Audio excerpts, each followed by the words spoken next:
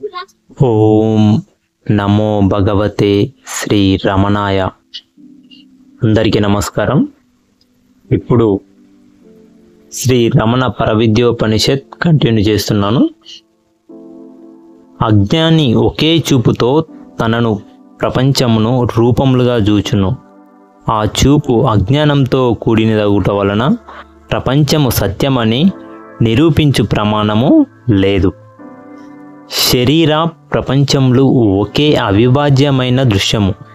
ఈ రెండింటిని చూచుట గాని చూడకపోవుట గాని ఒకేసారి జరుగును. ఆత్మకు ఆరోపింపబడిన రూపమగు శరీరము లేకుండా ఎవడైనాను ఈ ప్రపంచమును చూచునా? మనం దేహం లేకుండా స్వప్న ప్రపంచమును చూచుచున్నాం కదా అని అన్నచో అవస్థాత్రయం నందును దేహమున్నదనియే సమాధానము. జీవుడు దేహం లేకుండా ఎప్పుడూనూ ఉండడు. ప్రతి ప్రాణికి స్థూల సూక్ష్మ కారణములను 3 శరీరములుండును.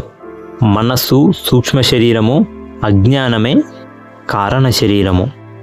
ఇక్కడ చెప్పబడిన 3 శరీరములను పంచకోశములనియు అందురు. మధ్యనున్న 3 కోశములను సూక్ష్మ శరీరమందురు. చివరి కోశమును కారణ శరీరం అని చెప్పుదురు.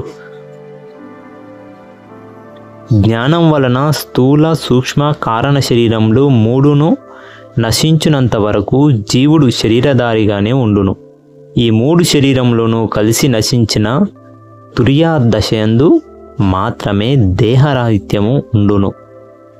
మనసు స్వప్నం నందు తన అజ్ఞానం చేత స్వయంగా మరి ఒక శరీరమును మరి ఒక ప్రపంచమును కల్పించుకొనును. నిద్రించిన వాడు స్వప్న శరీరంతో కలిసియే స్వప్న ప్రపంచమును గాంచును గాని దేహరహితుడుగా ఉండడు. ప్రతి వ్యక్తి తన దేహమును ప్రపంచమును కూడా ఆ దేహపు అవయవమే అయిన నేత్రముతో చూచును.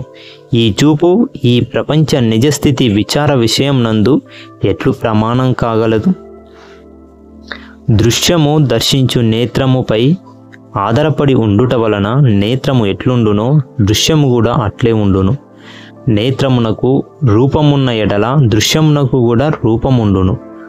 దృక్కు రూపరహితమైనచో రూపముల దర్శనము లేదు. శ్రీ భగవద్ రమణ మహర్షి మొదటిసారిగా ఈ ప్రకృతి నియమమును వ్యక్తపరిచినారు. వ్యక్తి రూపమైన చర్మచక్షువుతో చూచుచు రూపములను చూచుచున్నాడు. ఆత్మగా యథార్థ జ్ఞాననేత్రంతో చూసినచో రూపములు కనపడవు అని భగవాన్ రమణులు చెప్పుతున్నారు. ఈ వేదాంత ప్రయోజనము విషయమైన రూపములు అసత్యములని